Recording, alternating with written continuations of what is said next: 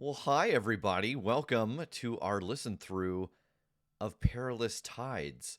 I am joined by Tass, who is the game master for this one. Uh, I was the producer for it, and so we'll be able to talk about a couple different things here, how we picked the game, and that kind of process, and what it was like working on a game that was in transition. Thank you, Julie and Cody, for the subscriptions. I will try to keep up on these. I don't have all of, with Kim not here, I don't have all of her fancy tools. And so I'm doing, like, she's on a computer and I'm on an abacus when it comes to keeping track of everything that's happening on Twitch. So yeah, if you've got questions, make sure to drop them in the chat, and we will stop and answer them. So before we get into it, do we want to talk a little bit about the actual process of picking this game? Um, so Tass had started, Tass ran the previous game. He had ran Hero Salad, which, if you haven't had a chance to listen to, is a lot of fun. It has some of my favorite moments that we have made as a group. Oh, you can't hear Tass. Well, that's not good. Oh, how about now? Can you hear No, no. Tass? I'm going to say word. We're going to do a test I word. bet you The can hear word him is now word. because I don't have my desktop audio muted anymore. Um, oh my gosh. There he There is. he is. Okay. There you are, Peter.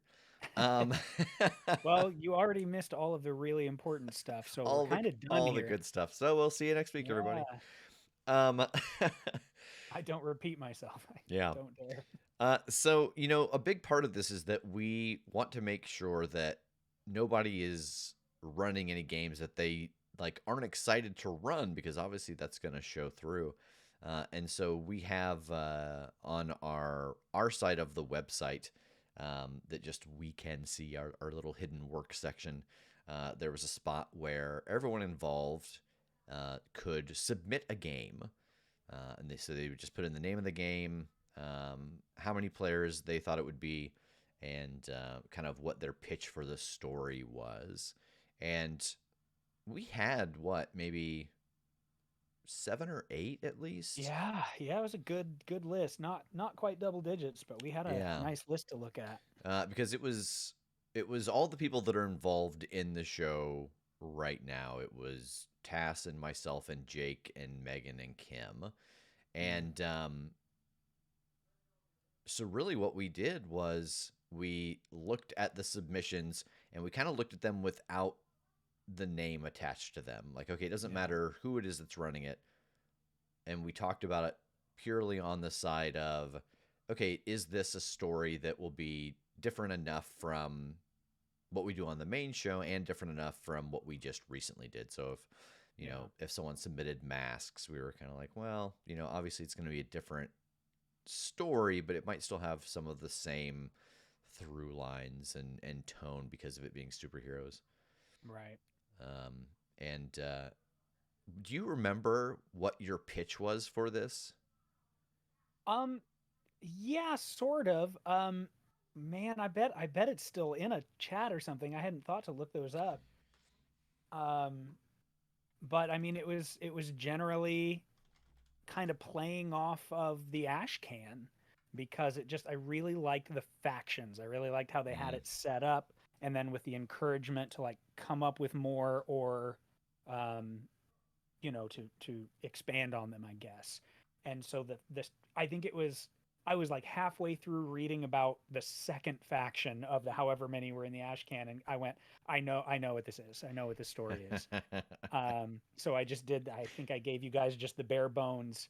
Here are the people. Here's what you have to deal with, and I even left it vague enough of whatever kind of pirates you guys decide that you want to be. That's what's going to interact in the world. And it wasn't till I'm sure we'll get there, but it wasn't till much later that we kind of decided what you as a group, what your tone was. I have it here. Actually, I, Oh I was shit. able to find it. Okay. Should I read it? If you wanna. Okay. Uh, Tass, Rapscallions, PBTA, 3 to 4 players. This is, of So course, afraid. a game about pirates. I have a world in mind based off of the lore given in Rapscallion that I would love to let a group explore. My main objective with this campaign would be to give a much more off the rails open world for the players.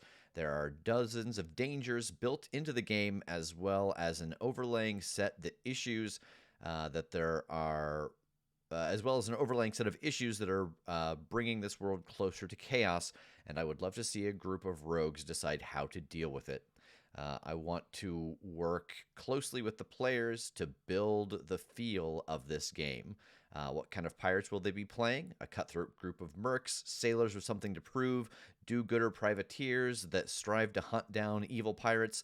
I want to build these circumstances around the lore, both from the book and the flavor that I have on hand.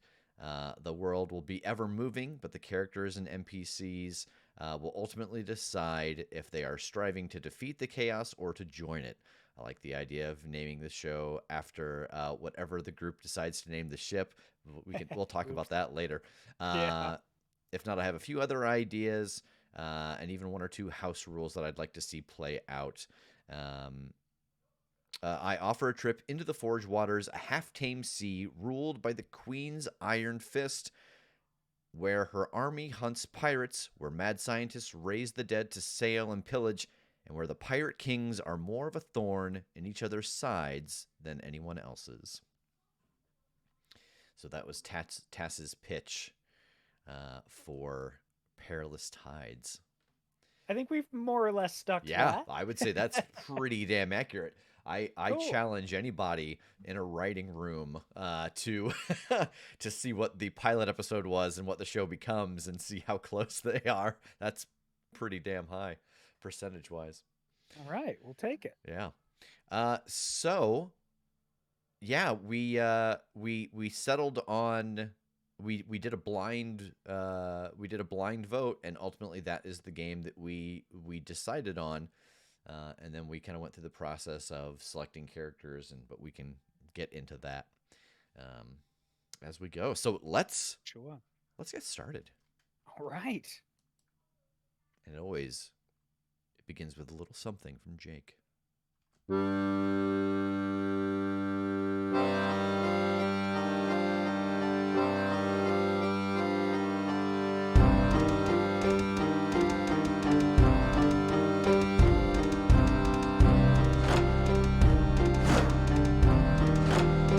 Listen close, and mark my words true.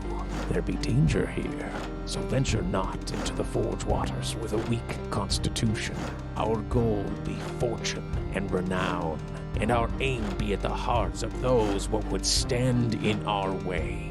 If you be so bold, then it's all hands on deck as we set sail on Perilous Tides.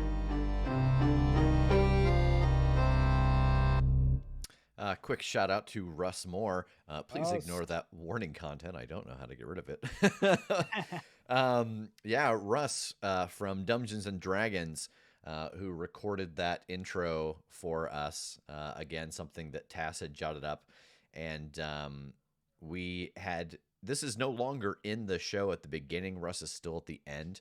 But we intentionally put it in the beginning because we knew that the first story arc of this we were putting out on our main feed to try and, obviously entice new listeners to join the Patreon to see, what it was that we were going to be getting into.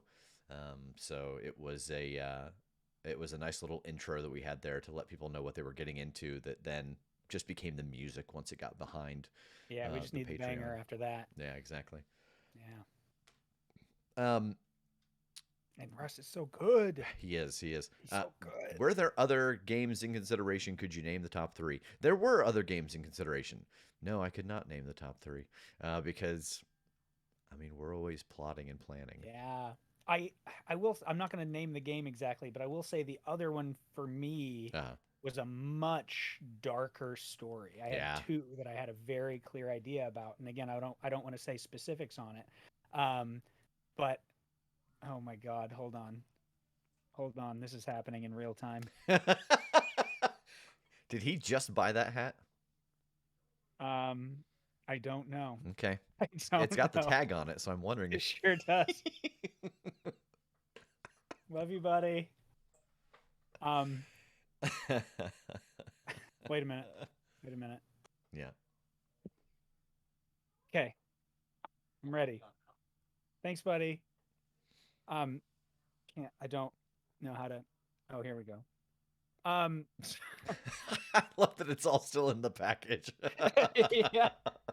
I think I'm 98% sure this is stuff that has been in the backseat of his car that at one point he asked me, "Do you want this?" And I was like, "Yeah, I'll throw it in my like chest of props and things." And I've never gotten out of his car. So, yeah, awesome. What the oh. I almost said the name of the game. Yeah. You were talking about your other submission. Right. And I don't want to say the name of the game, but it like I had just glanced through at kind of the basic stuff, some of the rules and just like some of the theme stuff. And I was like, this is a good spot for a very dark, very kind of would have been the darkest thing we've done, I think. Yeah. But there was some content in the game that I completely missed that, thank God, you know, the rest of the cast kind of looked through with a finer tooth comb and was like, oh, this gets into some territory I don't think we want to touch. And I agreed. But so it could have, not that necessarily would have been the next pick, but it was my next pick. It could have been a very different show. Yeah. But I'm so relieved for what we got. Yeah. The disembodied hand is Jake. All right. Amazing. Into the actual episode.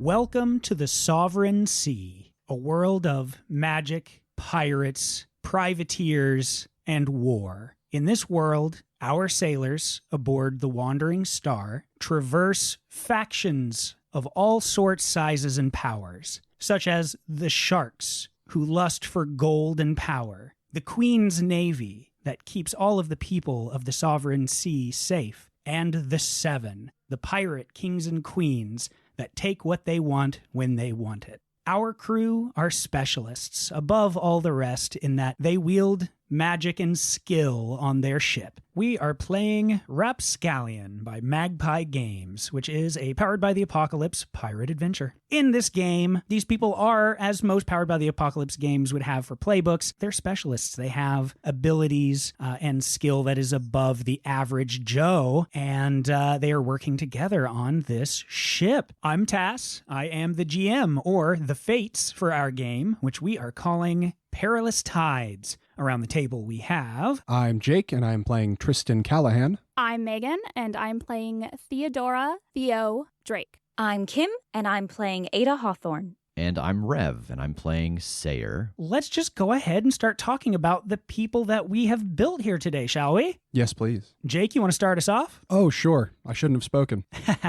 I am playing the captain, Tristan Callahan. Tristan is a little under 6 feet tall. He's got sort of auburn hair that's kind of long and pulled back in like a half ponytail.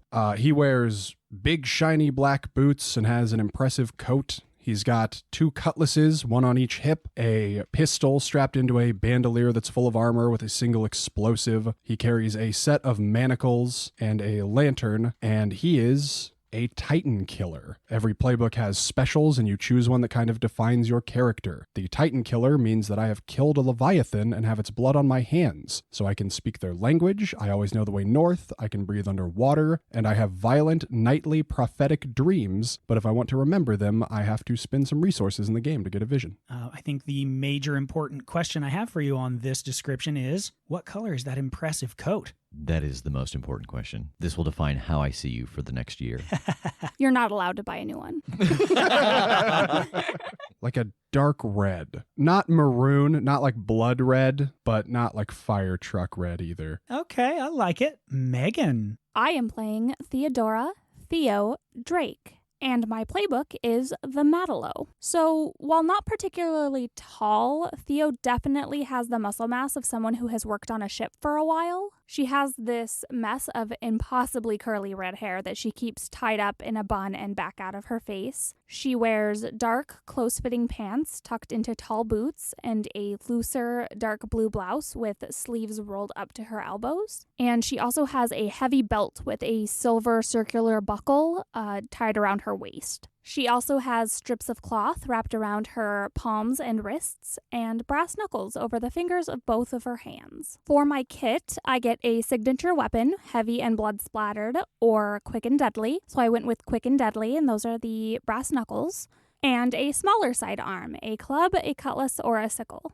So she carries around an old belaying pin from the ship, which she can use as a club if she needs to. I get a tiny loyal pet. So she has a snake named Augustus, and Gus likes to stay warm, curled up in an inside pocket of her shirt. I have a stick and poke tattoo set with a few scant inks. So Theo likes to spend some of her free time giving out tattoos to some of the other crew. Intricate piercings, just has a couple of rows of golden hoops in each of her ears. And a children's book of ABCs. And my special for this playbook is ink. You've been marked with a tattoo of the magical sort. With the fates, decide what the tattoo can do and how it assists you. So the tattoo she has is of a mantis shrimp. And when she punches someone, it gives her the ability to potentially stun them as well. Cool. Kim. I am playing Ada Hawthorne, the mountebank. Ada, at first glance, does not look like much of a sailor. She is petite and inexplicably pale, despite spending most of her time out at sea and under the sun. She has long, dark brown, almost black hair, and half of it is pulled back and out of her face with some windswept braids. You can tell that her clothes were probably pretty expensive, and also that they were not designed for ship life. They're starting to look a little weathered. She's dressed in an off-the-shoulder blouse and finely embroidered bodice, layers of skirts in rich fabrics that she wears pinned and hiked up a little in front, dark leather boots, a green velvet cloak with hidden pockets, and she always wears red leather gloves. The book talks about how sometimes people who are connected to magic have that manifest in their appearance. I had an idea that Ada radiates heat, very intense heat, because I do have access to a lot of powers revolving around fire. So even when she's not directly manifesting those abilities, I think that brushing up against Ada is like singeing yourself on a hot stove. Oh, I like that. I think even like from a distance, people could probably even see like a little shimmer of heat coming up off of you. Like that's something that's just kind of always there. Yeah, absolutely. That's a good one. That's a good new one that we will add to the list. Thanks. So for her kit, she has bottles of perfume and incense,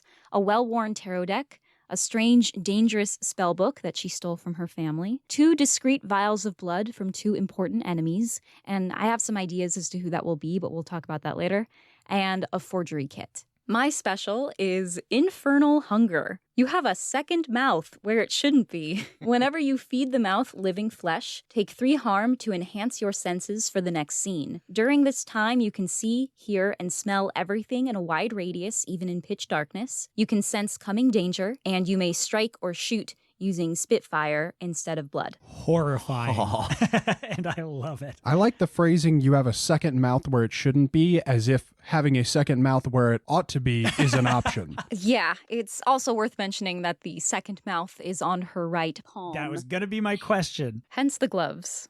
Okay, Rev, who do we have here? I am playing Sayer, the Navigator. If you think of Sirius Black right when he escapes from Azkaban, that's about right. Oh, God. Very skinny, about 6'2", but seems 5'9" because he is hunched over. There is gray streaked through his hair and his beard, and he is dressed in very worn clothing. He has got faded pants and old boots and a long jacket that looks like it could be made from the canvas of an old sail. And he has got a belt with a pistol in it and a bunch of charts and various vials. And then he has a pack on his back that carries the rest of his gear, a beautiful golden telescope, prayer seals, wax, an ancient book of the secrets of the star gods, and a vial of Leviathan blood. And then my special is Living Legend. Your navigator royalty, a sailor's myth. You've traveled to the edge of the world. Mark 3 locations on the map and name them. They are treacherous and hazardous places, but you know the way in.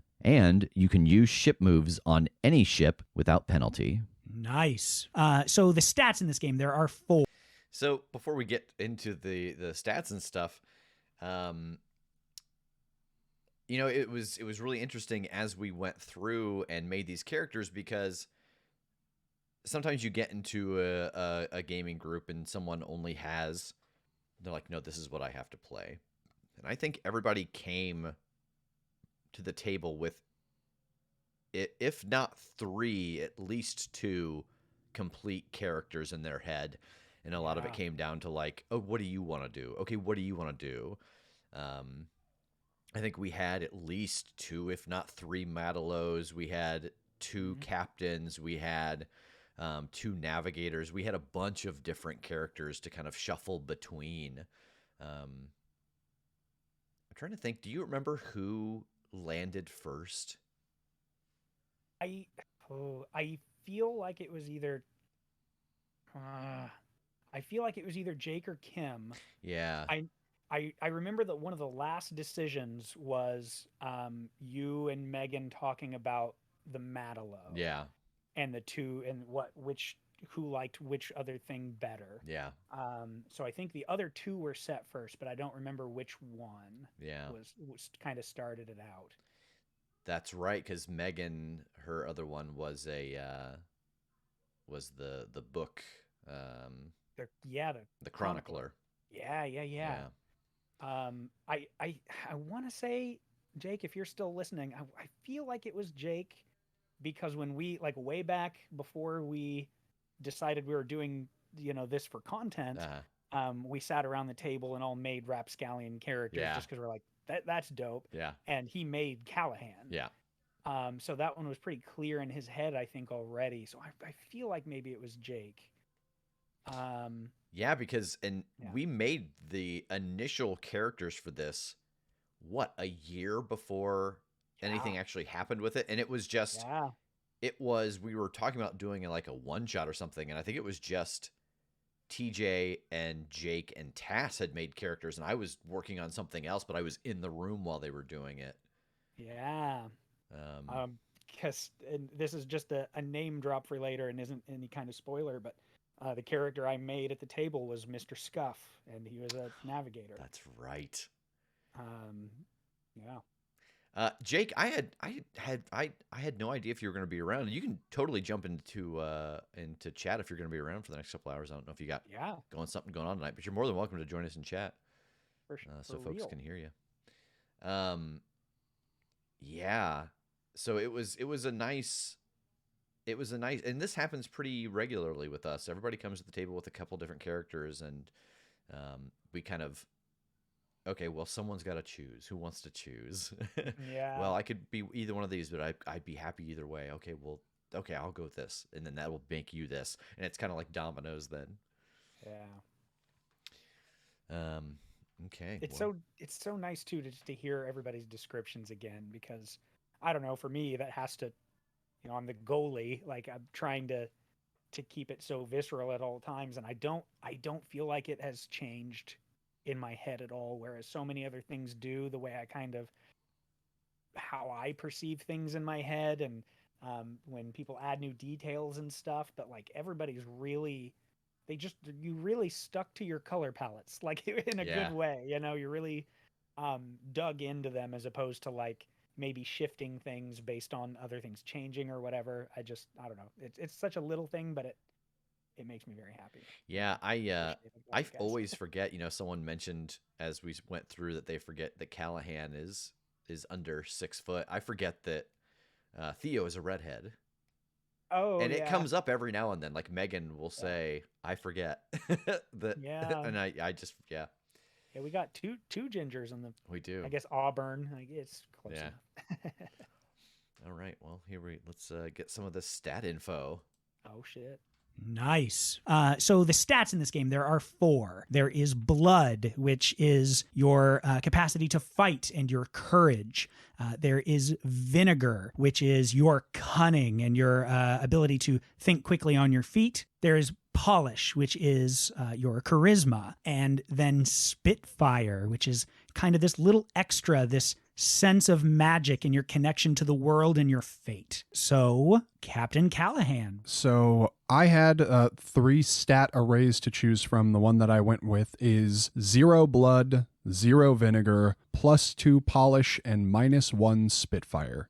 He's a very smooth talker and able to hold his own with like fight and prowess and cunning. Not exceptionally tapped into kind of the magical essence of the world, though. And what are your starting moves? I start with my version of Bond. When a crewmate submits to you despite their doubts, add 1 rank with them, and when you push a crewmate too far, they add 1 rank with me, or I lose a rank with them, their choice. Command. When you choose a goal and command an interested crowd, roll plus polish, get some hold for your roll, or when you choose a goal and command your crew, spend some bond with any crew, and roll plus the bond you spend. On a hit, they're compelled to do as you say. I get some hold and pick some things from a list. And the white whale. Choose an obsession. If you see the opportunity to pursue your goal at the expense of your crewmates, you may permanently lose 1 rank with a crewmate of your choice and take +2 dice ongoing until the opportunity is passed. If you manage to achieve your ambition to your satisfaction, mark all luck, mark experience, and choose a new obsession. We'll talk a little more about rank and bond and how that connects to each other when we go back and talk about your character's connections. But that is essentially the social currency in this game. Megan, let's hear about Theo's stats. So I took +2 blood, -2 vinegar, 0 polish, and +1 spitfire. She's real good at punching stuff. Not very sneaky or charismatic. And the moves that I start with are Bond. When you protect a crewmate from a terrible fate, add 1 rank with them. When you harm something a crewmate cares about, they add 1 rank with you, or you lose 1 rank with them. Their choice. I have Heart of Gold, so when you support or protect a crewmate, describe how you're doing it, spend 1 bond with them, and choose one of the following options. So I chose add or subtract 2 from their roll and keep them conscious and alive. And then my last one is fisticuffs. Your fists are 2 harm close weapons. When you want to bust through something, take the angry or bloodthirsty weakness and roll plus blood. On a hit, you destroy any object in your way. On a 7 to 9, you destroy something you didn't intend or harm yourself in the process, your choice. On a 6 or below, your violence is your undoing. Okay, Kim, let's hear about Ada. My stats are -2 blood, +1 vinegar, +1 polish, +1 spitfire. So she is cunning, she is talkative, she is innately magical, she is terrible in a fight. I feel like I have one important aspect of my character that I haven't really talked about yet, so we're going to talk about that move first. Devil's Contract. You have made a contract with a demon. Now it grows inside you like a cancer. You may have rank with your demon. At character creation, mark the bedeviled weakness. I mark luck equal to rank with my demon, and when I allow my demon to feed on my life force, I can take the bedeviled weakness, or 1 harm if I'm already bedeviled, to mark additional luck. My bond move. Whenever you forsake your crewmates for personal gain and power, add 1 rank with your demon and lose 1 rank with the crewmate. The crewmate must lose 1 rank with you. Whenever you resist your demon's desires at a crucial moment, lose 1 rank with your demon. An affected crewmate chooses whether they add 1 rank with you or you add 1 rank with them. So what do I do with my demon and all that luck? My other starting move is called Dark Magician. When you wish to evoke one of your dark powers, spend luck and roll plus Spitfire. On a 6 or below, your demon takes control. If I spend 1 luck, I get to choose from 6 different powers. If I roll a 10 plus, I can choose the power. On a 7 to 9, I roll 1d6 and it randomly decides what power activates. And if I spend 2 luck, I can do the same thing, but choose from a slightly wilder, more powerful table. All right, Rev. So Sayer is -1 blood, +1 vinegar, -1 polish, +2 spitfire. So he is very sharp, very connected to the magical world, not that interested in fighting people, and not that interested in people in general. Fair. And this is backed up by his bond move. When you make a move that requires social skills, you can choose to miss. Mark all luck, so I regain all of my luck points, and lose 1 rank with a crewmate of your choice. When you hit a social move to help out a crewmate, they add 1 rank to you, or you add 1 rank to them, their choice. And then my other moves are Star Caller. You follow the stars, and sometimes they follow you back. Whenever you wish to bless a crewmate or yourself, spend luck, and call upon the available constellation of the current season. If the crewmate attempts that constellation's associated move anytime before next sunrise, they take as many luck points and dice as I spent. And then my last move is Prophesied. Whenever you sleep, you may receive a prophecy. Take the Starstruck weakness and roll plus Spitfire. If you already have the Starstruck weakness, you take -1 ongoing until the weakness is gone. And on a 10+, at any time within the next few days, you can pull luck strings and prophesy something strange or fortunate to occur. Describe what happens in your prophecy. It will happen, logic and fates permitting. On a 7 to 9, as 10+, but the fates get a raise. They may spend the raise to break reality and cause something strange and unnatural to occur. On a 6 or below, fates get a raise as per 7 to 9, and you receive a blurred vision of future danger. So let's go ahead and jump back to Jake and see what your questions are. In addition to your So, with the moves and everything, one thing that we haven't mentioned yet or really gotten into is that we were playing a game that was in development. We played this first story arc, and we were able to get a hold of the creator, Whistler, who works with Magpie Games, and we did an interview with them and talked about, like, hey, we might continue this story. And they were like, do you want updates on the game? And so that was a conversation we had of, do we play the Ashcan as is, or do we check in with Whistler every now and then? And I think it ended up being like maybe every 2 or 3 story arcs we would check in and get updates, and some of them are very large, big game changes that changed the way a mechanic worked, or our stat arrays changed, and we found ways to kind of work those into the narrative. But yeah, Tass, do you want to talk about what that was like, running a game that, between story arcs might suddenly be different? I mean, honestly, it's rough on me. I'm pretty bad on just game mechanics. I get so tunnel visiony with so many things that those were scary moments for me, like when we would switch it and then we'd hit the ground running with the new stuff, but like scary in a good way. Like I wanted to do that. I was on board for this because I wanted to see where this was going to go. I wanted to see the expansions. Yeah. And luckily it's wonderful people at the table that were very patient with me and much better with rule stuff, so that I'd start spouting nonsense and they'd go, no, it's not that anymore. I'm like, yeah, yep, you're right. Take it back to 1. Because that was actually even part of when we chose this game, it was like, you know what, this will be a cool experience for the listeners as well to see a game in development. Yeah, very much. And Megan does a great job. Megan keeps a hard copy of all of the various sets of the rules that we've had, and she has them labeled so that she's able to go back and be like, no, that's from, version 1.3, we're on 1.6 now, and that doesn't exist anymore. Yeah, it's just wild too. Even just listening to some of these moves that you guys are listing and thinking that is not even close to what exists now.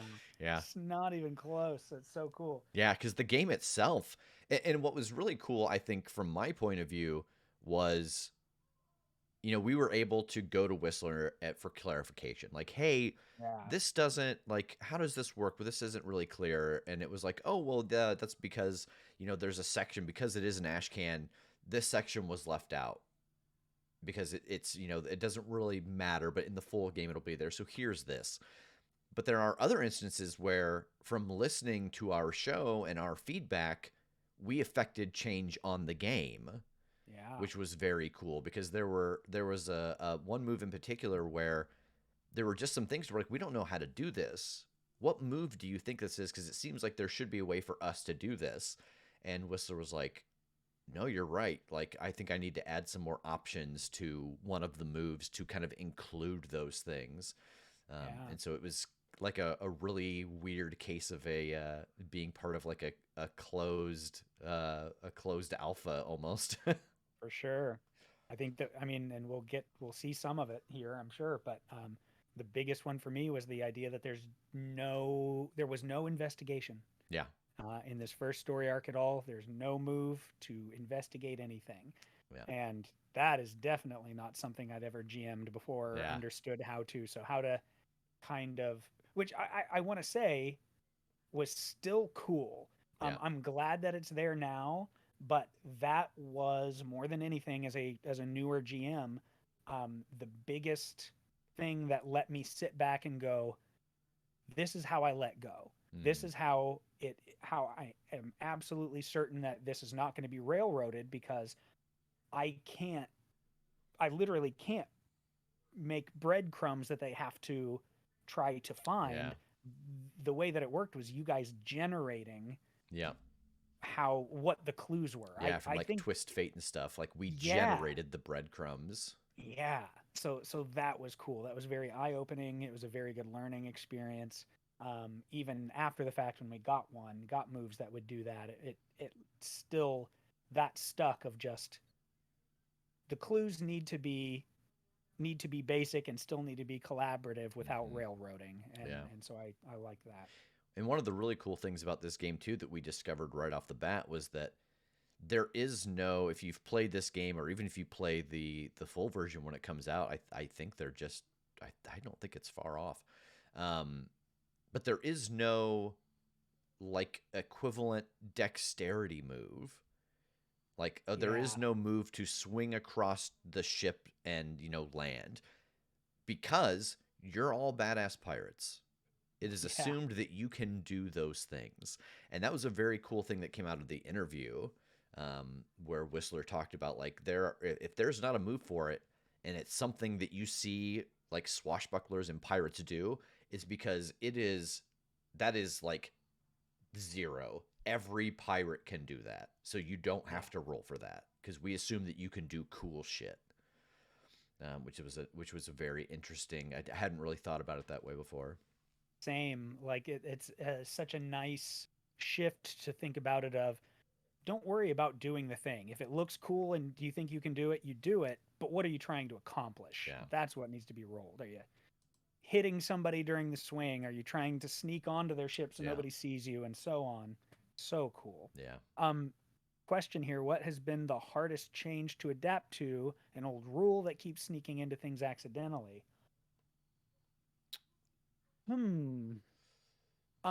think I can't give a clear example right off the top of my head, but for me, it's a lot of the little minutia of these, like this iteration that we're listening to right now, of kind of how some of their starting moves work. Yeah. They really got ingrained in me, and so then now when, say, like Ada is trying to use magic or something, I'm like, okay, don't spend. No, you use your no, you don't. What is it? And she has to be like, it's this. I'm like, fuck, okay. So it's little things like that for me. Yeah. And because you don't really see a lot of that, because, there are, 4 other playbooks that obviously, the listeners haven't got to see the same experience through. But particularly in that first update, Sayer and Ada both got magically nerfed a little. And it was because the things that we could do magically were so devastating that had to be trimmed back a little bit, which is totally understandable. Yeah, there's some bittersweetness about that. It's like, yeah, that makes sense, but all right. Some of those moments were, yeah. Poof. All right. A future danger. So let's go ahead and jump back to Jake and see what your questions are. In addition to your kit, you have a mysterious old map claiming to lead to treasure. How did you obtain it? Mark its treasure X on the world map. So I was hired onto not onto a crew, but kind of into a fleet. I had a ship and crew, and this other captain, Captain Cole, was going around asking for people to join him on this voyage because he had this map. And it was way down south in the Forge Waters, kind of in dangerous terrain where the Leviathans are known to live. So he was looking for some daring folk to accompany him to try and make it through this journey, and everybody would get a split of the treasure. But the journey went poorly, and Captain Cole did not make it, and before he sank to the bottom of the ocean, I grabbed this map off of him. Question 2. You possess a treasure or business or title. Who did you sacrifice to get it? I have a business. It is the Allerton Banana Company. Melvin Allerton was a merchant that I had a problem with, and at some point it came to a head, and I killed him. Callahan is kind of a cold-blooded guy. He is not a good person. But I killed him, and I went to his second in command and just gave him enough money that when I said, oh, Allerton left to start a new life somewhere else. He left me in charge of the business. That guy just went, yeah, that sounds right. Welcome aboard. So this company is kind of running in the background all of the time. The second in command is really the first in command, but I am the technical owner at this point. Question 3. This is your ship. How did it come into your possession? On that same journey with Captain Cole, as we were just getting ruined, we got wrecked by a Leviathan, and much of the fleet did not pull through. My original ship included. Cole had come over to my ship to try and recover me and some of the crew and see what he could do about it, and that was where he met his ultimate fate, not specifically at my hands, but when he died, I managed to get aboard his ship, and similar with the company, I took it under my control instead. I kind of took his crew and what was left of my crew and explained to them that their captain was dead, but they need one, and I was here for this voyage, and so I was going to be the captain now. Did you forge on and get the treasure? We were decimated. We pulled back what was left of the fleet, which was not much. We turned around and sailed back. So I kept that map in my possession in the hopes that one day I can go back and claim the treasure. Very cool. And finally, you begin with 1 rank with your ship and 4 rank to allocate to your crewmates. Who do you have rank with? So I've got the one with the ship, the Wandering Star, 1 rank each with Ada and Sayre, and 2 rank with Theo. And once we kind of get to some of Theo's stuff, I will explain why. Speaking of which, Theo's first question is, you will protect the ship, a crewmate, or a lackey at all costs. When have you failed to do so in the past? So I went with the ship.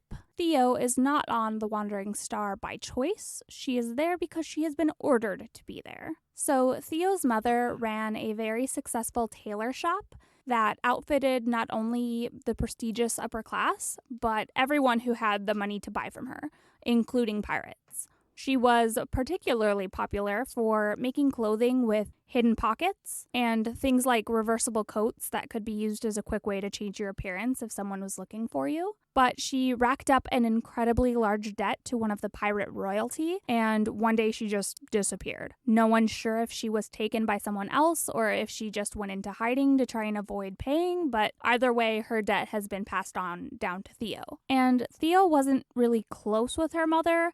She was actually working for the Allerton Banana Company, delivering shipments of bananas, and she was contacted by the pirate queen her mother owed, given this tattoo that gave her this powerful ability, and assigned to join the crew of the Wandering Star, and told to protect the ship at all costs and to assist the crew with whatever tasks that had been given. But initially, she tried to get out of it and go back home, so she abandoned her post at the ship and tried to return home, but by the time she got to her house, she found it completely on fire. So realizing that this was her punishment for not staying to protect the ship, she takes this assignment far more seriously now. So my second question is, in addition to your kit, you possess a token of affection or the promise of a favor from an old friend. What faction does this friend represent? Mark their location on the map. So Theo has a very strange coin given to her by a childhood friend. His name was Evan, and they were best friends who spent most of their childhood talking about how when they grew up, they were going to get out of the town they lived in and be free to do whatever they wanted. But as they grew older and kind of got more responsibilities, their paths kind of diverged, and he left to go join one of the established factions. But before he left, he gave her this strange green coin with an imprint of 2 triangles on it as a promise that they would meet up again someday. So my last question is, the sea has done things to you. What superstition will you follow at all costs? So Theo's superstition that she strongly believes in is that tattoos have power. I think that's emboldened by the fact that she now has one that literally gives her this power. But the superstition that different tattoos and the symbolism behind them will grant you luck from the fates or will benefit your voyages in some way. She just really strongly believes that. So that's a big part of why she spends her time tattooing the other people that she sails with. And my last one is my rank. So I begin with 1 rank with the ship, and I have 3 rank to allocate to my crewmates. So I have 1 each with Callahan, Ada, and Sayer. I had a question too. Where exactly is the tattoo and like how big is it? I think it's on the back of her right hand with the tail going up her wrist. To elaborate, Oh, yes. the reason that I have 2 rank with Theo then is partially because she was tied to this old company that I took over, so we have like an extant history, and partly because I don't totally know why she's on my ship. I know that she's here for a reason that is unclear, and I don't completely trust it. And I think too that we can say as much because Theo knows who obviously gave her this is specifically the pirate queen Salarak Nines, one of the most elusive of the 7. You know, most of them are pretty well known. They have known territory, but Salarak does not. She stays on the move. She has a smallish crew compared to the others. She is by far the most mysterious. Let's talk about Ada's questions. All right, so my demon is soft-spoken and devilish, wild and loony, or eldritch and ancient. I went with soft-spoken and devilish. And what is its current desire? My demon wants me to take the dangerous spellbook that I stole from my family and perform a ritual in it that requires vials of blood from members of the Wings of Life. Okay, and that is one of the factions, yes. Yeah, so I have 2 already, and it wants me to collect more and take them to the Black Arch and do some sort of ritual to bring about something that he won't tell me what it will do. In addition to your kit, you have a dark token given to you by your demon representing your contract. My dark token is a silver amulet that I wear around my neck with a flawed ruby at the center. Why did I make the deal? Interesting point. I didn't. I inherited my demon. My great-grandmother, Walburga, made a contract with a demon who she summoned and named after her deceased husband. So I call this demon Montague or Monty. Monty gave my great-grandmother dark powers, the cost of which was that these powers and Monty himself would keep transferring down the women in my family. So it transferred to my grandmother, to my mother, and then to me after my mother's passing. What kind of teeth does Monty have? Oh no. I think Monty has pretty sharp teeth. He does want flesh. Yeah, he craves not just flesh, Rev. Living flesh. Ooh. All right, choose a crewmate. Why did you tell them your secret? Ada, having seen Monty feed off the life force of her grandmother and mother, and not too thrilled about being next in line, tried to run away from her fate. She fled the family home. She took to a life of grifting. She tried to put as much distance between herself and her destiny as she could, and that meant going to sea. Ada initially stowed away onto the Wandering Star, and I think Tristan found her out and was going to throw her overboard until she suddenly started manifesting Monty and these demonic powers. He found out her secret and decided to keep her aboard because she could be useful. And that's why I'm starting with 1 rank with Tristan and 1 rank with Monty. All right, Sayer, what are your questions? Sometimes you talk to this ship. What secrets does it tell you? So Sayer is from that original crew under Captain Cole on the Wandering Star. He was on that voyage where Captain Cole was lost, and he stayed with the ship when Tristan came aboard. And the secret that the ship tells me is when there are dead bodies below it.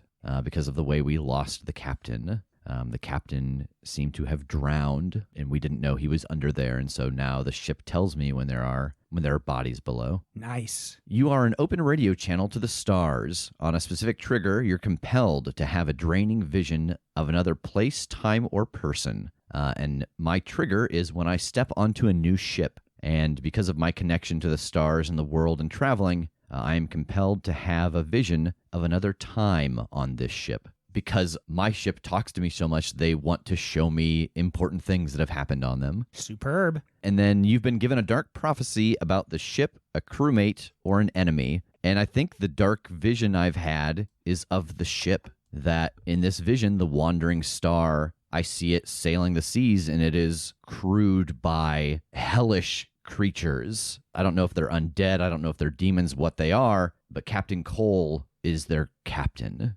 And then how can I prevent it? The only way that I can think to prevent it when I got this vision was to stay on the ship and be its spiritual bodyguard, that I have to save it from being reclaimed by something unholy or unnatural. I love it. And you begin 2 rank with the ship and 1 rank to allocate to a crewmate. I think that my crewmate has to be Tristan. I think that there was a deal struck when I agreed to stay on board. And I think that is how I got my vial of Leviathan's blood. I think that however you killed this Leviathan, there was some you had, and it has power to it. The game doesn't really dictate what that power is, but that was part of my bargain, was some of the remnants of the Leviathan. Okay. So I think we have a good idea of who you all are and how you connect. A couple of other quick decision things just to paint what you do and how you do it.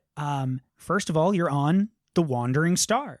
This is a ship that takes a crew of a little more than 50 sailors. So what kind of ship is this? We'll get to that in later episodes. Someone asked who came up with Monty and how. That would be Kim. Yep. Yeah. She 100% came up with all of that, gave a lot of suggestions. Everybody gave different kind of varying levels of backstory and detail at the start of, things that they know for sure and things that they wanted me to fill in. Yeah. But she had some very clear ideas about the circumstances that Ada was going through with Monty, but not necessarily the whys or the hows. And also I want to throw this out there. I don't remember if I've already talked about this in the Discord or any other place. But for just in case, let's do honor system here, in case. There is the prize of a namesake in the show. If you can tell me the inspiration for Monty's voice, which I will tell you is a reference from the show The Office.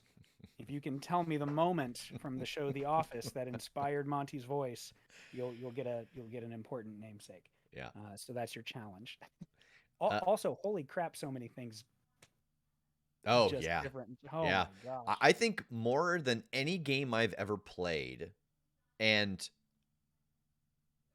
part of this is, we play the games in the Patreon slightly different than we have to play the main show that we put out, because we want both of them to feel welcoming. We want you to feel included, but we leave a little more of how the sausage is made into the shows that we put on Patreon. And I think this, more than any game I've ever played, period, had the most equal balance of, okay, Game Master, here are the things that I know and what they mean. Here are the things that I don't know, and I don't want you to tell me what they mean. And here are the things that I think I know, and you decide whether those are true or not. And I think that was that way for all of the characters. I can't think of a game I've played in where a reveal has happened and the whole table is surprised, because there's a lot of conversations going on with Tass about, hey, this is what I think is going on, or this is what I want this to be. This is something I don't know. So there are reveals that happen about us that surprise us as well. But it's really fun at the table. Yeah, it's wild. It's just and again, this is later episode stuff, so I can't say too much, but just some of those moments that we'd come up to and one of you would say something and I'd go, oh shit, it's about to go down. Like the other three are gonna shit. Those are my favorite. Yeah. What were these? Okay, Jake's kind of answering these for. Oh, good. Good. The whole mentions of Callahan's name. Does anyone refer to him as Tristan? Yeah, pretty much just Ada. Sayer has once or twice, but almost. Yeah. Not really. Yeah. David does, but nobody talks to him. Nobody talks to David. We're all mad that David took up one of the slots that we didn't know we had a shortage of. And it's this episode's fault. Yeah. shit. That's funny. Okay.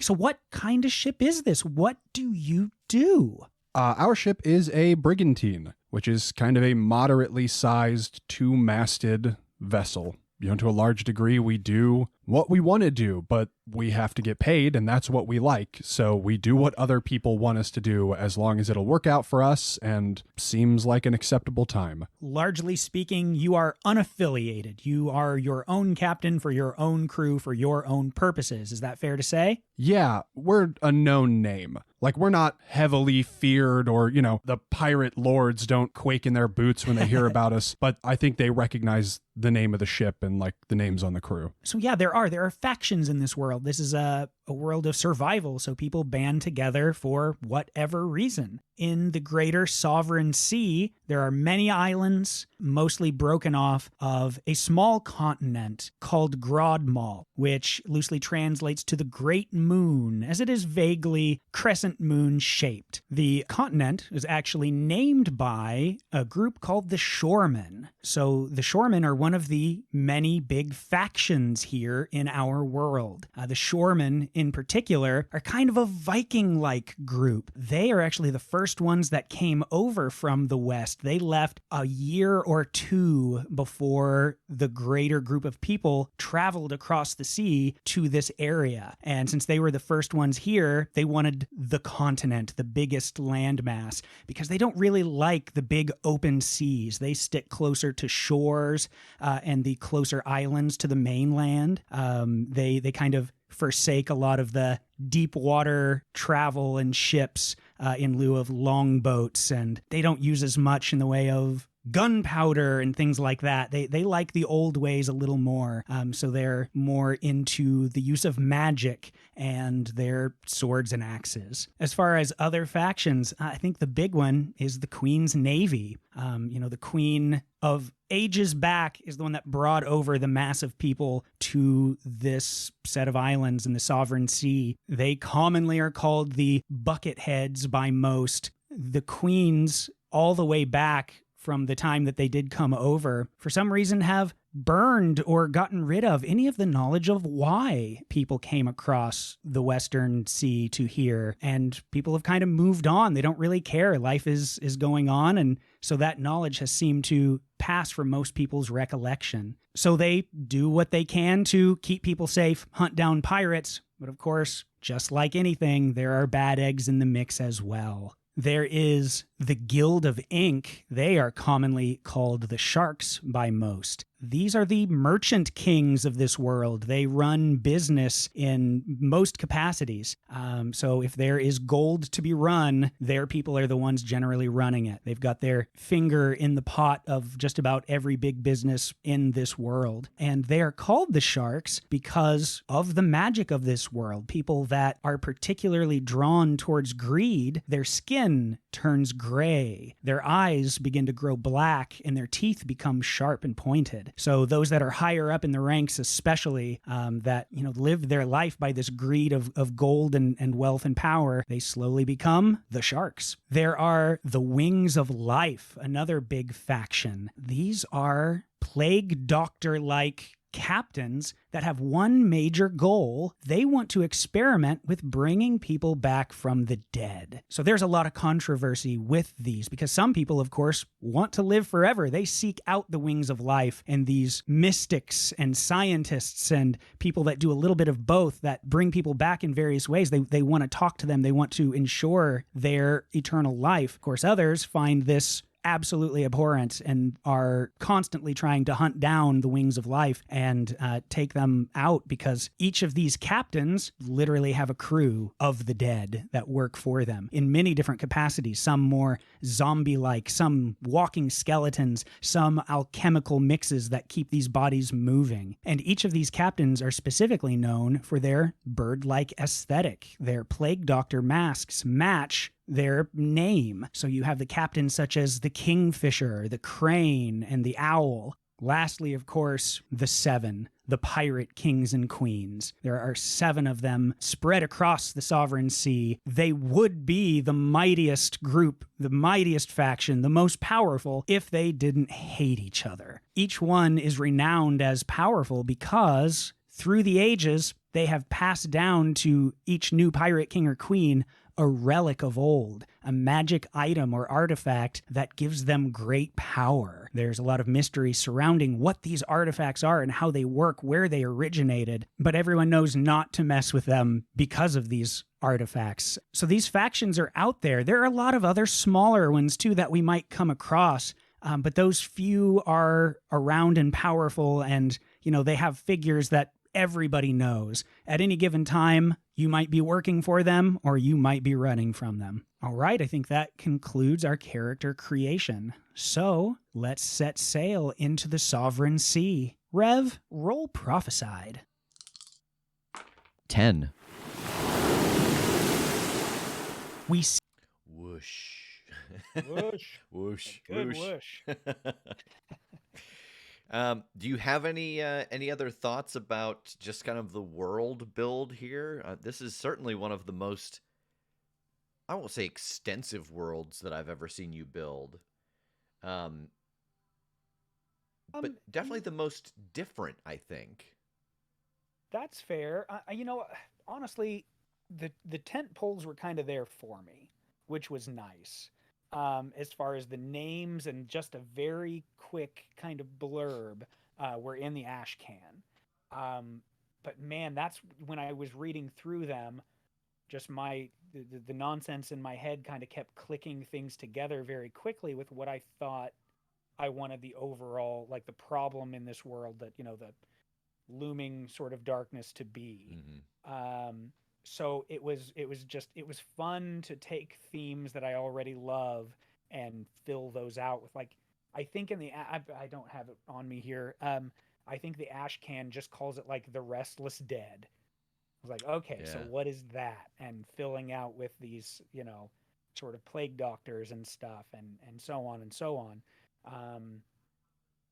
So it just, when things build so nicely on each other, that's when I get really excited, when I can say, this is how they react to each other. This is how they connect to each other. These are the people that get along and these are the people that don't. Really is why I wanted to play this game. Mm-hmm. Because for me, the world building was 100% going to be around what is this crew going to tell me they want to do? Because I kind of had the idea of how everybody connected. So I'm like, man, this could go so many different ways of like who they get along with and who they're going to seek to take out or so on. Like there's a world where you all were working for the Queen's Navy and were privateers. There was a world where you were, on one of the Seven's crew and would have been really tight with whichever one you liked best. Yeah. So yeah, I think that was really the snowball for me, was just, I can't really say in this episode, but one or two connections that I thought I like this dynamic and I want to see these four people play with that dynamic. Yeah, and someone had asked a little while ago about did you do a lot of boat research? I think that's one of the more interesting things that has been added to the game. Yeah. That is not in the ash can. The full version of the game does have ship playbooks, and they are so good and drastically different. The type of ships that you can have and their special abilities and stuff. Yeah, we did a lot of research on the size of ships and how big the crews are, all of that stuff, and we felt good. We're like, we're doing this fucking accurate as hell. This is gonna be awesome. And then we got that, and honestly, I'm so relieved. I'm so relieved that it's not like a ship of 50 people that we have to keep track of and all that. I'm like, yeah, let's take it down to like Sea of Thieves rules. This is dope. Yeah, because we had essentially decided when we were doing our session 0 that because we thought like, oh, this has got to be 50 people to run this ship, so we're just going to name the head of each department essentially. Yeah. And then we know that, okay, this person has X amount of people working for them and they can all do the same thing. And this person has 2 people and they have the same skill set. Like we just kind of broke it up into little factions within the ship as well. Yeah. I don't know where my My notebook is somewhere and I'm trapped, but I have somebody had asked Other characters. other names. Yeah, we haven't even got to any of the ones in this, but yeah, we had a list of quite a few and then had to narrow it down after the fact. But Yeah, we had a swashbuckler. Yeah. A cook. Yeah, we had a cook. Oh shit! Yeah, a couple others. I'm Yeah, a forgetting. duelist. Yeah, Um, and some of them kind of stayed, but we're like, oh, I like this name better, so we'll Yeah. make them that. Yeah. And- it was an interesting process too of like paring down and deciding who stayed. Like, well, these two got to stay because they're the twins. We can't break them up. yeah. But it was funny because David got to stay because he was mentioned in this episode. By the time we got that expansion, and we're like, oh, well, we can't just erase him from the canon. So I guess David stays, even though he But doesn't y'all really. are sure trying. Yeah. If we don't talk to him or about him, maybe he'll just fade away. Maybe he'll just leave. Yeah. Oh shit! All right. Go. We see a stretch of ocean with no land in sight. The waves are choppy. The sky is dark, though it's day. The clouds are heavy, not yet spilling a storm. Through the waves cuts a massive ship painted in silver and dark blue. It's lined with a dozen massive cannons, and hundreds of the Queen's Navy crawl over the ship. Other ships pop up out of the water, seemingly from nowhere, and are instantly blasted by the cannons from the massive ship. A large, imposing figure stands at the wheel, calling orders as the cannons blast the smaller ships down into the sea, into their oblivion. We see under the waves as this massive ship cuts through the water, where Captain Callahan is struggling to swim. There's something writhing in the deep. It's sinking lower and lower, getting out of his view. There's another man there, Captain Thatcher Cole. His hand reaches up in the water towards Captain Tristan Callahan, pleading, his eyes fearful and somewhat angry. Captain Callahan reaches out his hand. And then you wake up, Captain Callahan, in the inn of a tavern on the island of Teardrop in the small city known as Clearwater. Sayer, you wake up from these same images in your bunk in the Wandering Star, covered in sweat. Mainly the images of the massive ship from the Queen's Navy seems to echo in your mind. Make sure to mark your starstruck weakness as this vision has overtaken you. All right. Jake, do you want to use luck to remember this dream? Usually this is a thing I think that you can invoke yourself, but I'm kind of giving you a freebie here, giving you a chance to use it. Well, now, yes, I will mark luck. And as for Sayer, having marked a weakness here, so weaknesses are kind of another track that can be used that's both a little bit your health and a little bit opportunity for me to invoke things against or sometimes for you. So everyone has 6 weaknesses, and there's something that can be remedied, but it might be something like blinded. If you're blinded, you have to get medical attention to get rid of that. If you do mark all 6 weaknesses and then something happens where I have to ask you to mark another weakness, that's kind of the same thing as losing all of your health. We go into the moves that deal with you potentially dying. So Starstruck is the weakness, and the way that I can cure it is by making a foolish decision. And the way that this affects me is that the fate, Tass, you pick a new trigger for my second question. So it is no longer when I step on a new boat, I get a vision of a different time at a trigger of your choosing. That's outstanding. It's early morning here in Clearwater. Theo, Ada, whether you have slept in or not, it's about the time that the entire crew is up and bustling. Some in the inns on the small port, some on the ship that were keeping it maintained. The crew of the Wandering Star is in between jobs. It's been a week or so of nothing in particular going on, just spending money, relaxing, and having a good time. Clearwater, in particular, is a renowned neutral port. It is the furthest west of all of the islands in the Sovereign Sea. People come here from all over. Pirates, mercenaries, soldiers, all here are welcome under a neutral banner, though really it's mostly just pirates. You don't see a lot of other people. You know, even Queen's Navy do show up. People aren't going to give them too much trouble. What do you think you're doing on a day that's just relaxed with no work, Captain? I think I'm trying to find our next job. I think I've been spending the days like, I like downtime to some degree, but I get bored quicker than most. So I'm spending my day going around trying to see if anybody has work for us. Very good. You certainly do find some postings. You know people to talk to, and there are a smattering of things. There are bounties out on people from various factions for various reasons. There are a few cargo hauls. You know, it's all pretty basic. Some stuff that pays okay, but nothing in particular at the moment that's going to be a high-paying job. But you also know that this changes day to day. Yeah, I'm holding out for a decent payday. Okay, very good.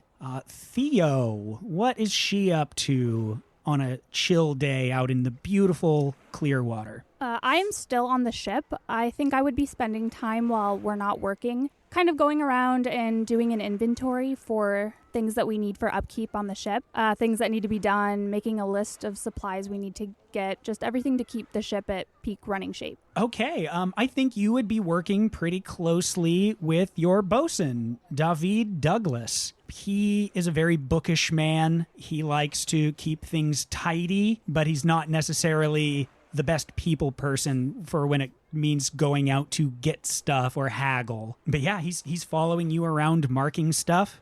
Yes, Theo, I do believe we were very low on, pretty much anything that they need for the kitchen, not so much the food, but maintaining the cleanliness.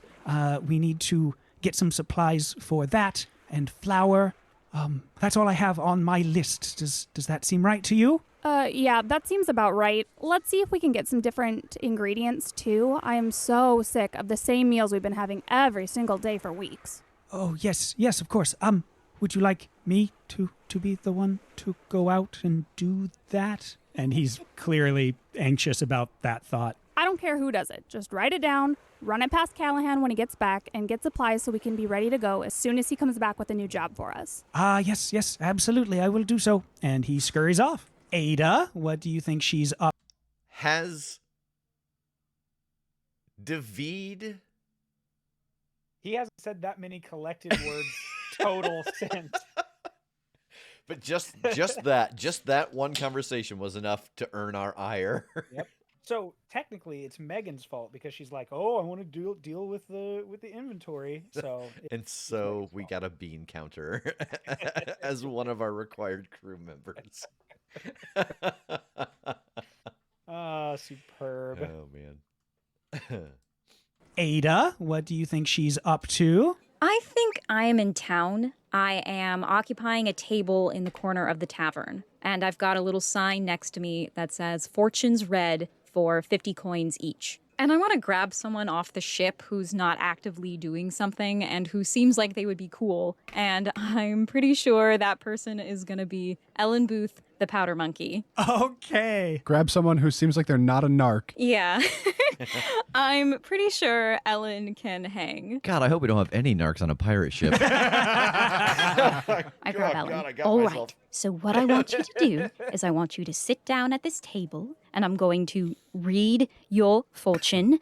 And then in 2 hours, I want you to come back and loudly proclaim how everything I told you was true and that you found hidden treasure exactly where I told you it would be, and that everyone else should get in on this because I'm only going to be telling fortunes for the rest of the evening. Got it?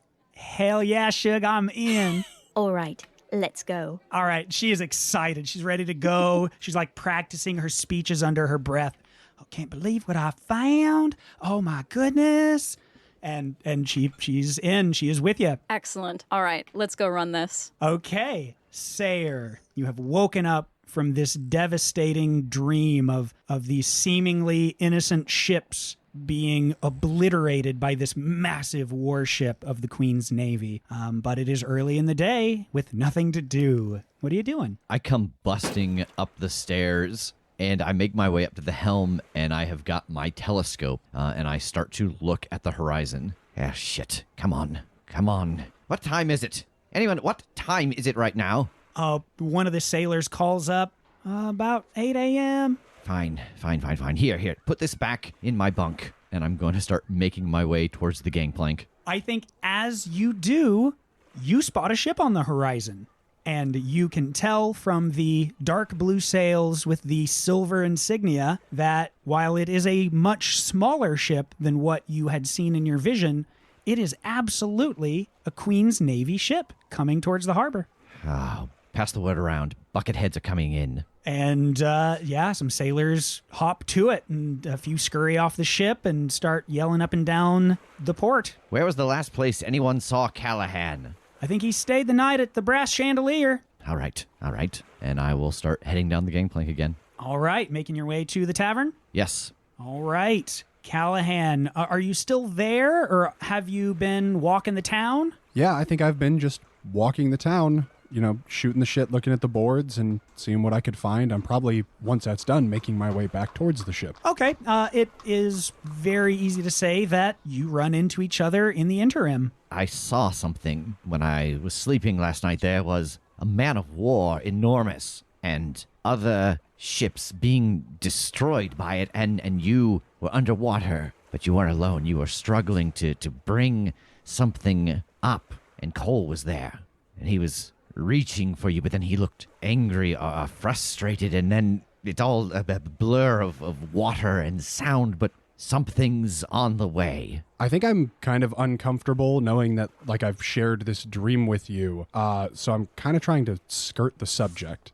What does any of that have to do with the Bucketheads? The man of war was a Queen's ship, the one sinking all the other vessels around it. There's one on the horizon sailing this way. Clearwater is a neutral island. We'll have no problems with the Bucketheads here.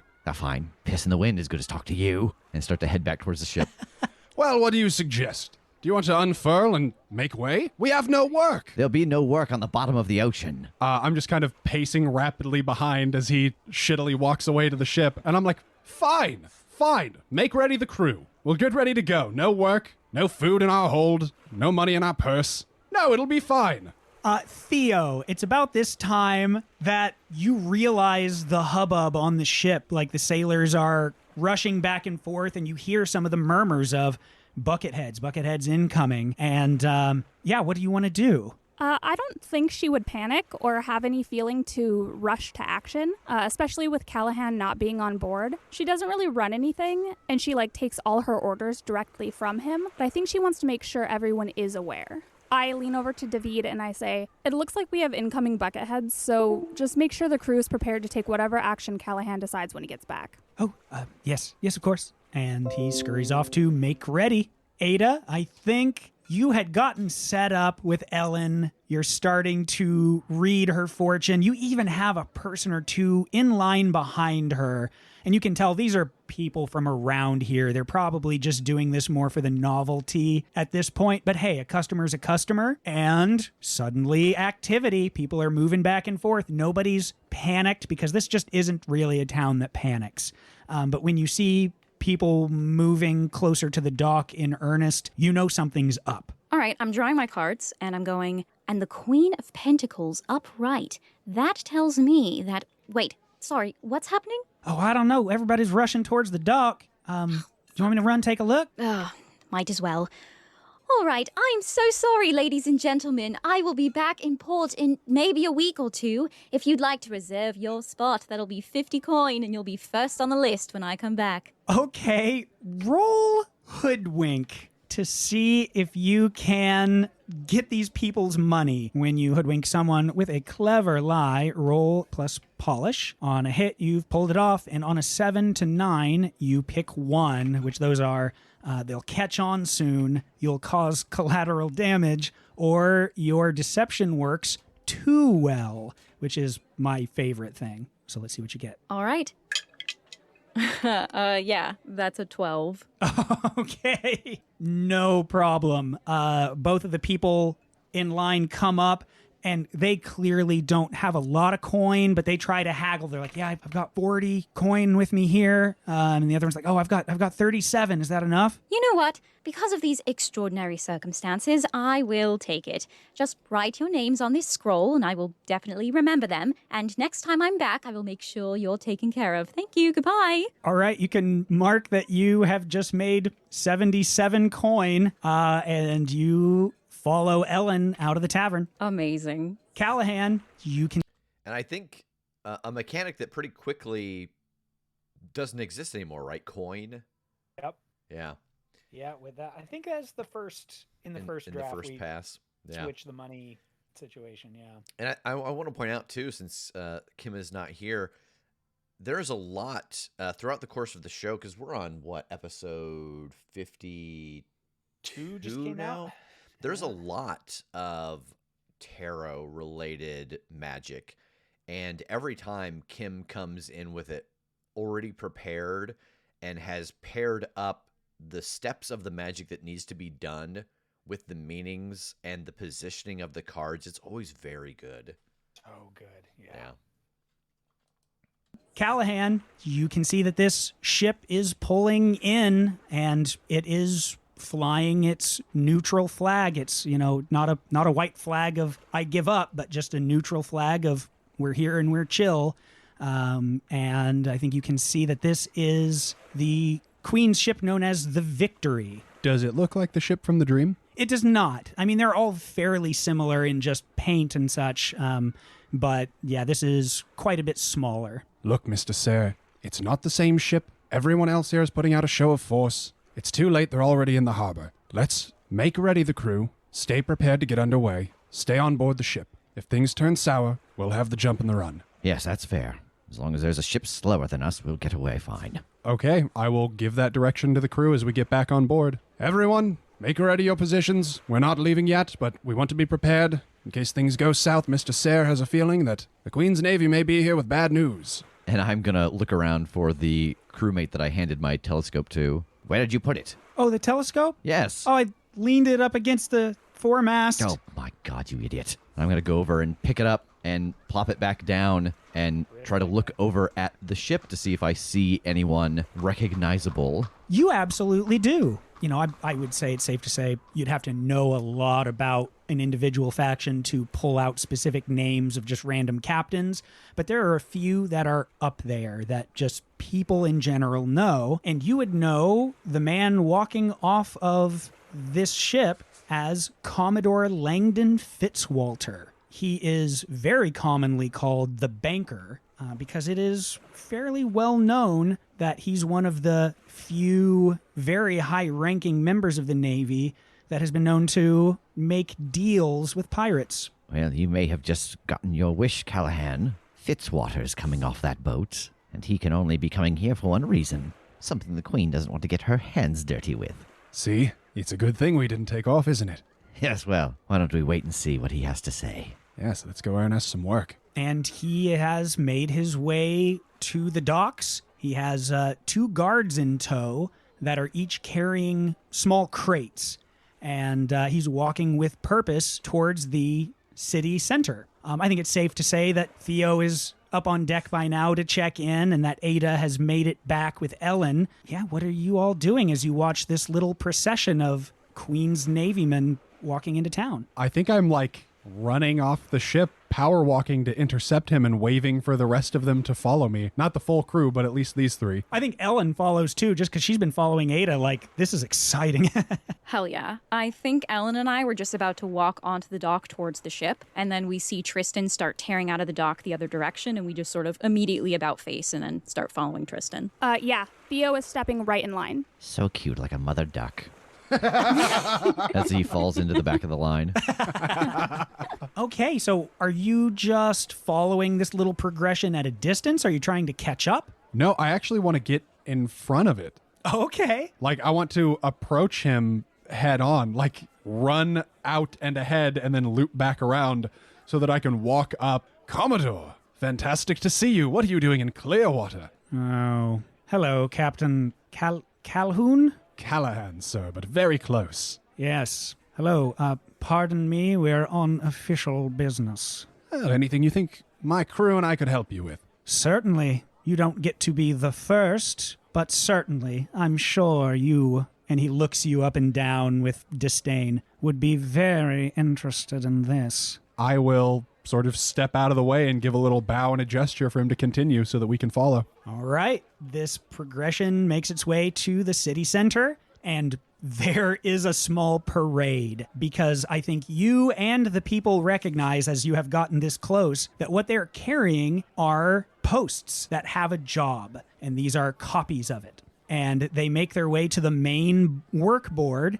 and Fitzwalter himself grabs one of the sheafs of paper out of a crate and pins it to the board. Both of his soldiers set the crates down and kick them open, and they step back. I will confidently go grab one. All right, and people are rushing forward because the Queen's Navy does not generally bring stuff all the way out here. So people are almost fighting for them, but you are right there, so you're able to grab one. And it is a work missive that details that a pirate ship had stolen personal property from Queen Anne herself. There is a drawing of a beautiful, ornate, but small chest, and it was stolen by one Captain Ferguson Hodge, the captain of the ship the Pallid Visage. And the reward for its safe and intact, unscathed return is either 10,000 coin or any current bounties on the ship that makes the return will be completely revoked, which, as any pirate knows, does not have a price tag. Am I familiar with Captain Hodge or the Pallid Visage? Yeah, I think so. I think you know that they do more or less what you do, but they're not as good at it. That's quite a reward, Commodore. Yes, the Queen is incredibly generous. I don't suppose you, being such a high-ranking official, know what exactly they took, do you? Only that it was something dear to Her Majesty. Hello, Fitzwalter. Sire. How many of your own men are out looking for this? How many shots are we going to take from yours as we go out on this goose chase? I think that depends entirely on your helmsman. I think there's just a long look, and then I start to, it sounds strange, but I start to like just chew the air and turn away and look out the window. I will turn to the three of them. Well, what say you all? Do we take after the bounty on behalf of Her Majesty's Navy? How many bounties do we have racked up against us? A fair few. Yeah, I'm not sure that you know specifically, but you know that there are some. I will say some, which is enough to put not just the Navy on you, as you all well know from having been chased in the past, but privateers and conscripts as well. I mean, I don't know about the rest of you. My record is pretty spotless. Just some petty theft, light treason, impersonating a member of the clergy, indecent exposure. I could go on. How the hell did Hodge get his hands on this? Phenomenal question. That's the thing I was just chewing over in my mind. That man is a boob. Commodore, Yes, from where precisely was this stolen? it was being stored on a ship at Warway Haven, which you all would know is a small island just east of the Queen's Garden. Lily's Rest is the island where the capital, Queen's Garden, is located.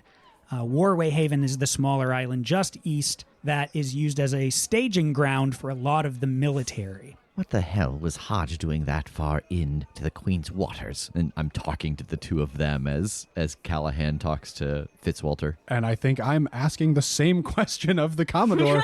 Like, I'm just going, do you have any idea what Hodge was doing in that area? He stiffens up like he can't hide some sort of embarrassment, some sort of, little thorn in his side with this question. We aren't sure. The ones in charge of Haven at the time may have gotten a little cocky about who might be close.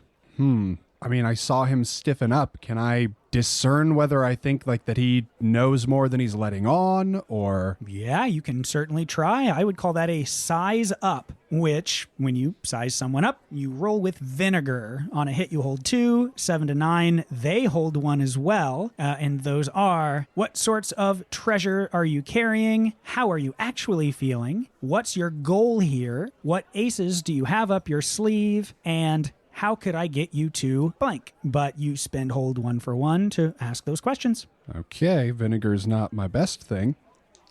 4.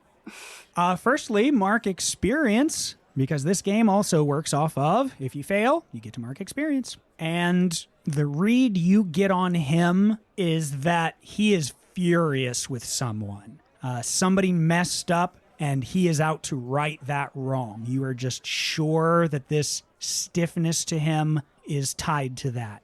All right, I will turn back to the others. Well, someone fucked up and let Hodge too close. He's pretty pissed off, and he effectively wants the head, whoever they are. But in the meantime, they're trying to cover up an embarrassment. We're going to have a lot of competition out there. Oh, a tremendous amount of competition, yes. Even as she's said this, like, yeah, the crates are all but empty by now, and even this small hall is almost empty. People have rushed out. We've got to be careful. There's something that's off. This could be a very simple and inexpensive way to remove many, many pieces from the board for the queen. I mean, Hodge has to know everybody is out for him. Where would he go? Do we know enough about Hodge to know, like, his common haunts or anything? I don't think so, but I certainly think you know people that do that. Like, they are people that collect information and for a price will dish it back out. Hodge is more than likely going to find someone who can help him if he thinks he's in over his head. He may be a stupid man, but he's not someone who believes his skill to be drastically higher than it is. As soon as he realizes where he is, his situation, he may not go to ground as much as go to help.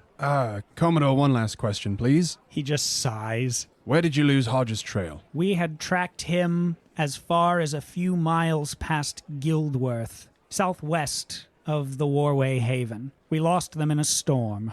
Right. Crew, any final questions for our fine Commodore? Would you like to get your fortune read for 50 coin? I think I'll be all right. That's a rain check. All right.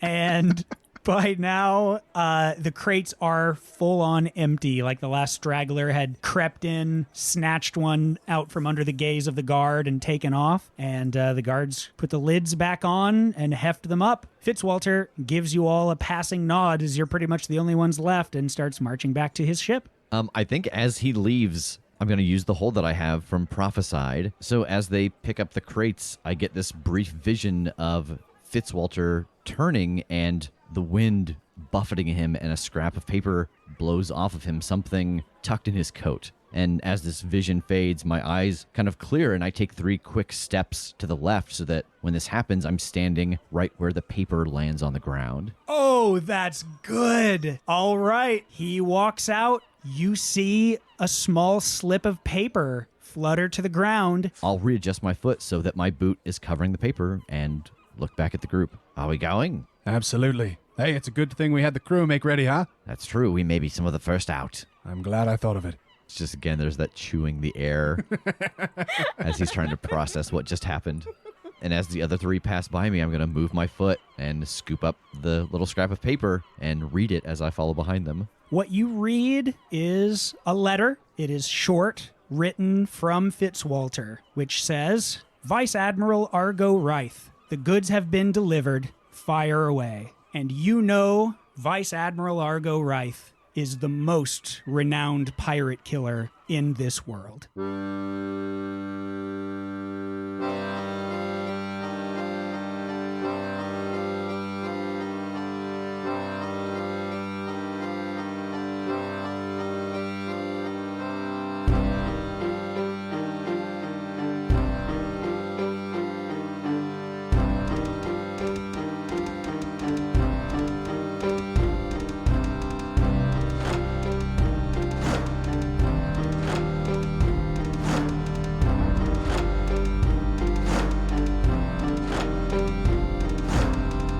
Perilous Tides is a Crit Show Studios production. This episode edited and produced by Brendan Wentz, with music by Jake Purley. You can find the Ashcan for Rapscallion at magpiegames.com. You can learn more about The Crit Show at thecritshowpodcast.com and hear even more weekly content at patreon.com/thecritshow. Excellent.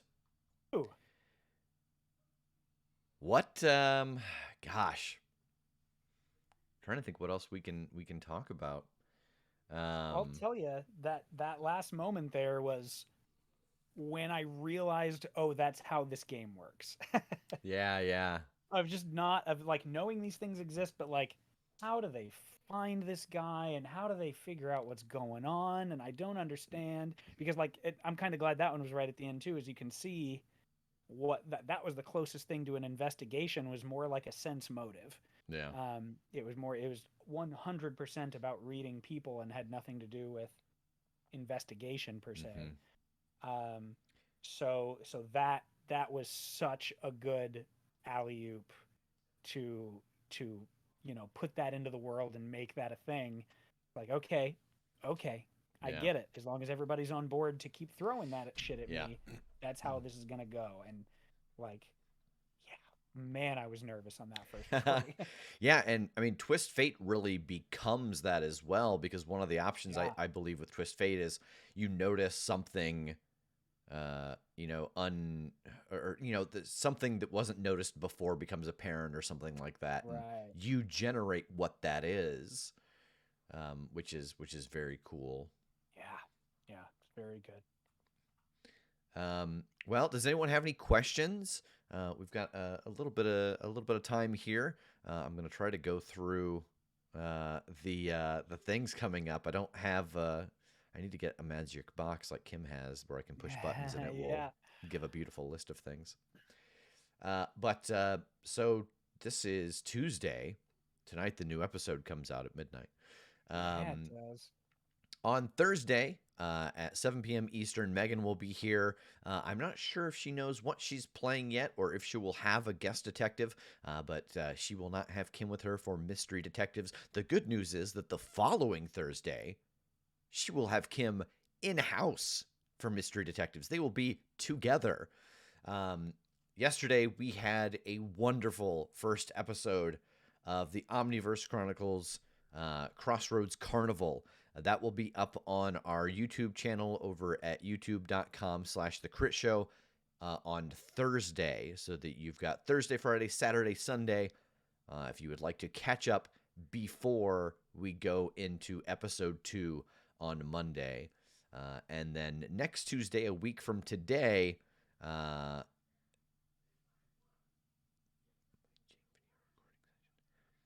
need to reread that in a second. And then a week from today, Kim will be back with me, and we will be moving on to our listen-throughs of Coin, and we will be going into the first episode of the Hawaii arc. Are we getting the Dead by Jake video recording session? It took me a moment to process that. We're not sure if we're going to do that this time or if we're going to do it at Gen Con. Because Kim will be back for Gen Con. She's going to be with us running games, being part of the live show, etc. So we have got a bunch scheduled while she's here this time.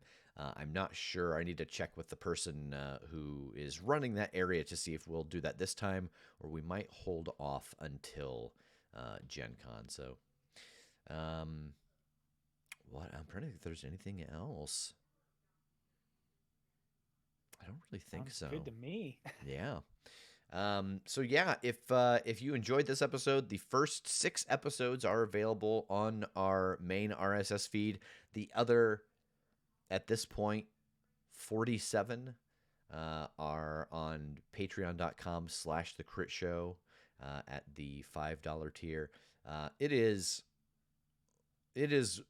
such a good story. One of my favorite characters I've ever played. This was a very big, for me, because a lot of times you play a role-playing game and you kind of start to figure out the character as you go into those first couple sessions.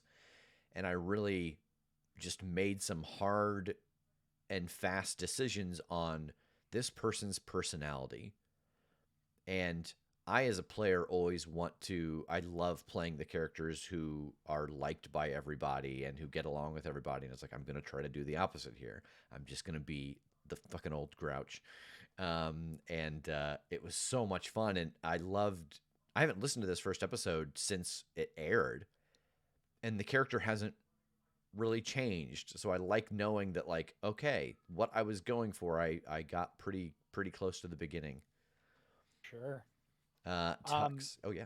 Yeah, I was gonna say same. Yeah, with redeemed random compliment. I'm gonna play off of just this and just compliment the cast of this show, because I mean I have done so little GMing, and it even now still terrifies me. But just the trust and excitement to jump into something is the only reason I can get through it. And just the trust of giving secrets or giving information and saying I trust you to fill in the stuff that I don't know, and just that willingness to play in something that is still terrifying for me. It's got me about to fucking cry, because they're just so wonderful to play with. Yeah, it is, I think, by far the easiest thing we record, in the sense of just the mood of the room, how we get through it. It is one of those factions of quote unquote work that doesn't feel as much like work as some other things do at times, which is very nice. All right. Well, thank you everybody for joining us. We will be back, as I said, next Thursday with the first episode of the Hawaii arc. But between now and then, you can also catch Megan on Thursday, and then we will be back Joe didn't call them episodes. They were called. Oh no! What did they say? Oh no! What I've lost it. I'm losing it too. It wasn't issues. It wasn't episodes. Yeah, I'm forgetting too. I know what you're saying. Broadcasts. Thank you. Yeah. We will be back for broadcast number 2 of Crossroads Carnival. So until then, have a great night. Good night, everybody.